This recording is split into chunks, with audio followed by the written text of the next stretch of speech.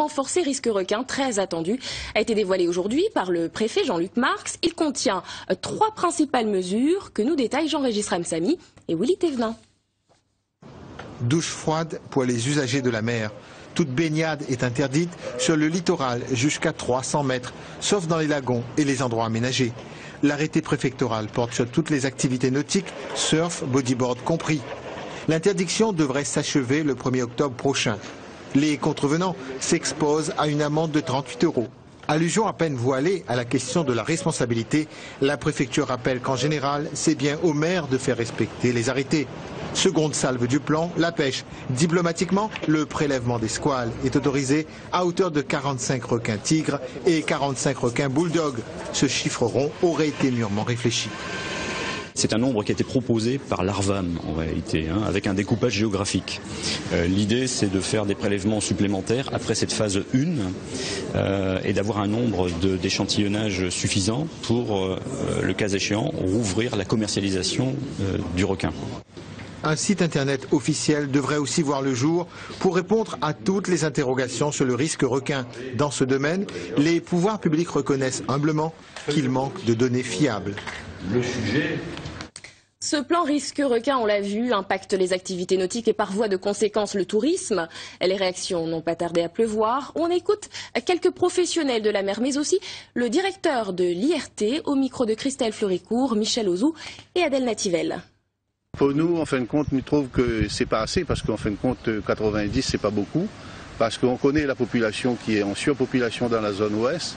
Et nous, ce que nous sommes, en tant que pêcheurs, nous demandons que le prélèvement soit beaucoup plus que 90. Parce qu'aujourd'hui, 90, c'est un goutte d'eau quasiment sur un feuilleton. On rejoint un petit peu la position du préfet. Pourquoi? Parce qu'il a fait son arrêté. Certes, on est dans un pic de présence de prédateurs. Donc c'est maintenant qu'il faut qu'on arrête nos activités, ça c'est certain. Mais c'était déjà dans la ligne de la Ligue. Sur notre site, on l'avait dit, nous n'avons plus d'encadrement alors que nous préconisons le surf encadré. Maintenant, c'est un peu disproportionné à notre sens de tout stopper. Au-delà de ces éléments de court terme, ce qui est important, c'est d'avoir maintenant une vision un peu plus lointaine. Et donc pour ça, nous attendons des solutions plus efficaces sur le moyen et sur le long terme.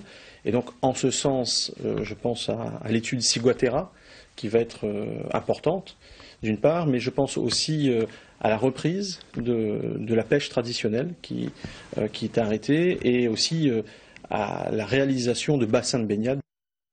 Dans la crise requin, mais on part en métropole, car certains n'ont pas attendu l'annonce du plan pour faire entendre leur voix. Les bénévoles de 2 associations, on en parlait justement, Prévention Requin Réunion et Océan Prévention Réunion, sont à Paris depuis hier.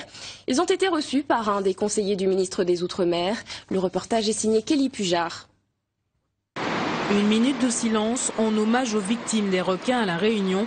C'était ce matin à quelques mètres du ministère des Outre-mer. Le lieu n'a pas été choisi par hasard. Des proches des victimes tirent la sonnette d'alarme 10 jours après le décès de la jeune Sarah, une baigneuse tuée par un squale. Ça me fait mal parce que ça me ramène à mon propre drame qui est celui de la disparition de mon frère. Il y a presque 2 ans maintenant et il n'y a toujours rien qui a été fait et on ne peut pas continuer comme ça sur une île, quoi. Il faut absolument qu'on trouve un équilibre entre l'océan et les êtres humains qui vivent sur cette île. Ce message, les familles des victimes l'ont porté avec 2 associations. Elles voient de bon œil les mesures annoncées par le préfet de La Réunion pour prévenir le risque requin. Mais les militants ne veulent pas en rester là. Ils demandent l'assouplissement de la réglementation de la réserve marine. On ne vise pas à supprimer la réserve ou à réduire le périmètre, on vise juste à assouplir la réglementation. Les requins sont territoriaux. Si on remet une présence de l'homme comme on l'a connu pendant 20 ou 30 ans, les requins évitent cette zone. Il y a 10 ans, l'homme était là, on n'avait pas autant d'attaques. Là, il faut remettre le système de pêche, que ce soit par la régulation, par la pêche traditionnelle, comme l'a stipulé Madame Bello, qui est députée maire, je vous le rappelle, que ce soit les pêcheurs sous-marins, il faut remettre de l'activité là où l'homme était avant. Autre mesure souhaitée, la lutte contre la surpopulation de requins tigres et de requins bulldogs sur la côte ouest de La Réunion. Des idées qu'ils espèrent porter dans les prochains jours dans d'autres ministères.